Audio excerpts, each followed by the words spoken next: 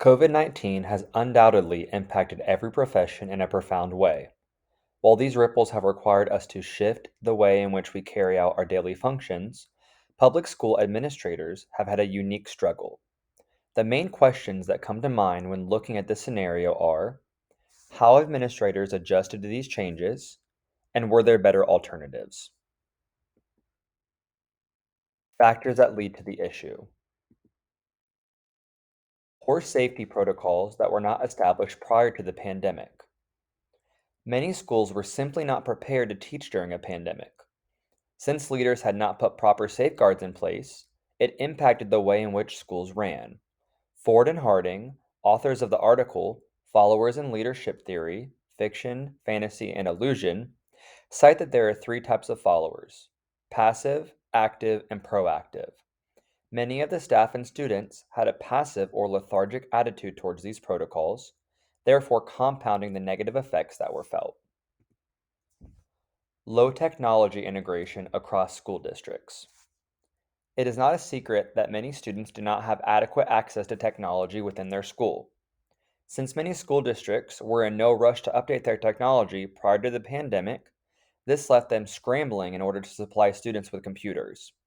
According to the website Globe Newswire, the market for technology in school is to grow to $350 billion by 2025.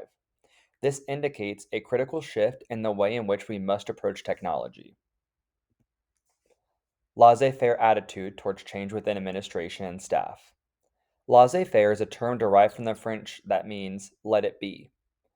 This attitude is often felt towards situations in which no party will take ownership of a specific issue. Administration ignored impending problems, therefore teachings ignore them as well, and ultimately students did. This helped create a culture that allowed problems to trickle down, therefore not assigning accountability to any particular group. The issues: enforcement of mask policies for students and staff. School administrators had the unique responsibility of adjusting to frequent and unexpected spikes within the pandemic. One major issue has been the requirement of students and staff to wear masks.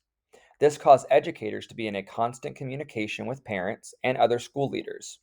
This has been especially difficult for those in power who are not keen on diligent communication. When discussing the way in which communication impacts leadership, Rubin and Gigliotti advised that communication and leadership are inseparable. It is quite apparent that communication and leadership go hand in hand and cannot or should not be separated. Nor would it be possible to lead a group of students without communicating the expectations that are created during this difficult transitional period.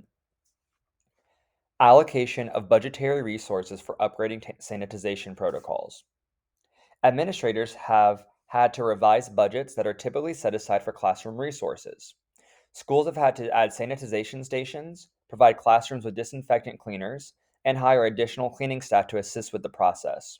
This has been especially difficult since a large amount of funds need to be reserved for technology updates.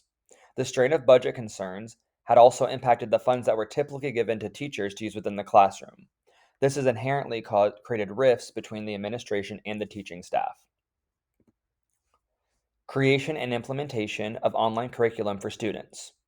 Many schools were forced to offer online options for students who were immunocompromised or didn't feel comfortable with attending in person classes.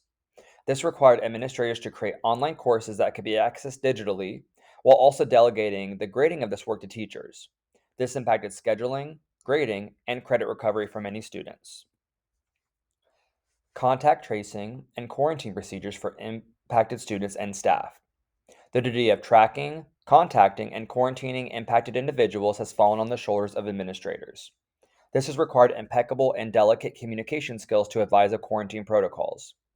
These conversations have proven especially difficult when this impacts possible sporting events and community functions that are typically a highlight of a student's public school experience. Possible solutions: collaborative approach to new changes. One way in which administrators can positively impact these changes is by altering their approach. For example, many teachers and parents were left out of discussions that affected the day to day functions of in person schooling. In relation to participative theory, Amanchukwu et al. Advised that A manager who uses participative leadership rather than making all the decisions seeks to involve other people, thus improving commitment and increasing collaboration, which leads to better quality decisions and a more successful business. This could have had an enormous impact on the way in which families reacted towards decisions that impacted their children. If they had felt that they were a bigger part of the decision making process, it could have influenced their commitment to the new changes. Even if full control would not have been given to families or teachers, the simple act of inclusion could have allowed all parties to feel more comfortable and included. Communication between leaders and followers. As we have discussed in the issues portion of this presentation, communication is a skill that must be mastered in order to be effectively leading a group of people.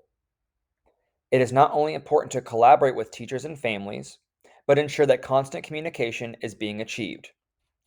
Rubin and Gigliotti advise that, for those who aspire to lead others, the communication-centered ideas of intention and agenda setting, the management of meaning/framing, and sense-making/sense giving fit well within a system view of communication.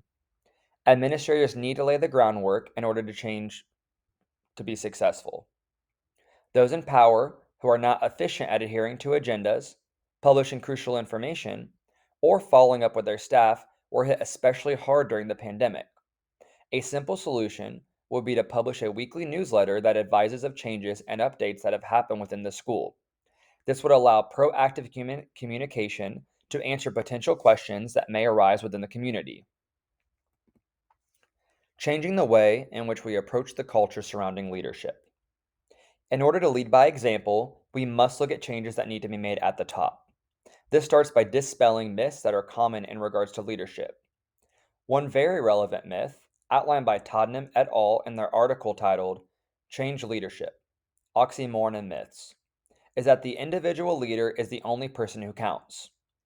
In regards to shared leadership, the authors advise that it has been shown to be a complement to, and in some cases, a more powerful predictor of change outcomes than individual leadership. Shared leadership can be manifested in many forms. For example, committees could be created that handle specific issues that arise during a pandemic. One committee could focus on sanitization protocols, while another is in charge of updating the public about the current infection rate within the school. This shared leadership model will not only aid in including members of the community, but will also allow pressure to be taken off the shoulders of those in charge. Change is undoubtedly hard to plan for, but simple corrections that include all parties can greatly impact the way in which we react to new situations.